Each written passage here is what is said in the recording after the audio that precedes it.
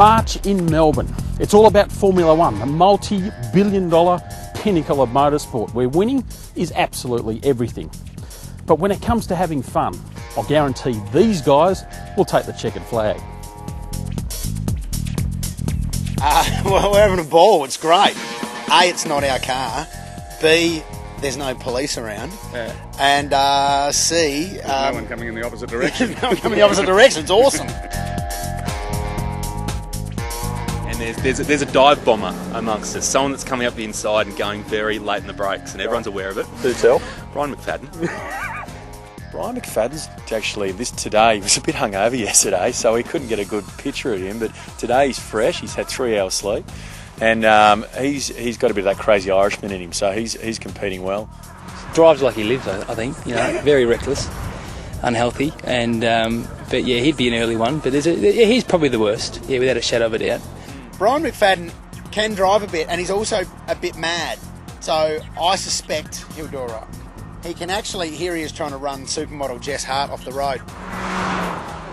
We've spoken to a number of people up and down the pit lane here so far. Your name comes up a lot as someone who's going to win, who's going to crash, and who's going to come last, all in one hit. Well, I'll probably...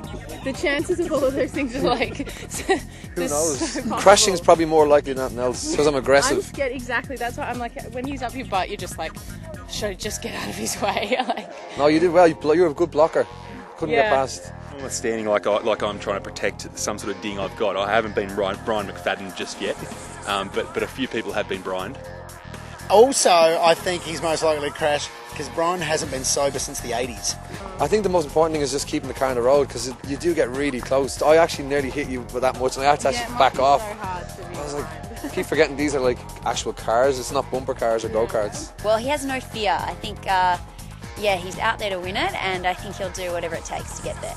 Do you want to win? Of course we want to win. We're not here. We're here to win.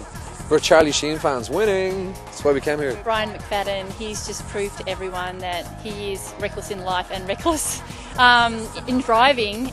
No, I just want to survive. If I survive the race and not get banned from racing, that'll be a good start. Now, most of the times when you talk race cars, you want to look under the bonnet.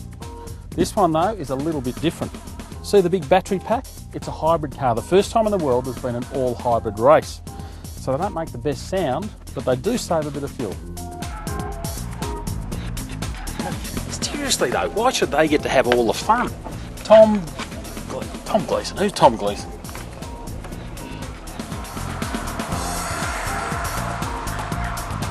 On race day there will be 28 of these things going door handle to door handle, and that's when the adrenaline will really kick in. It's plenty of fun. I can see why all those guys have got such big smiles on their faces.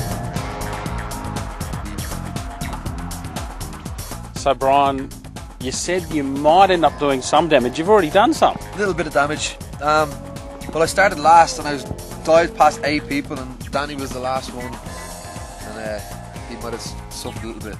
But in fairness, it was the third time Danny's hit someone, he's blamed someone else, so I do accept some responsibility. And this car's for the Red Cross. I'm just going to flick the flood victims. I know, look at me hitting the charity car. Yeah, the charity car. Not good. No. Good. Yeah. Boys, I hate to break it to you, do know this is only practice. Was it? There's no such thing as practice when on a racetrack. It wasn't practice for us. We're winning!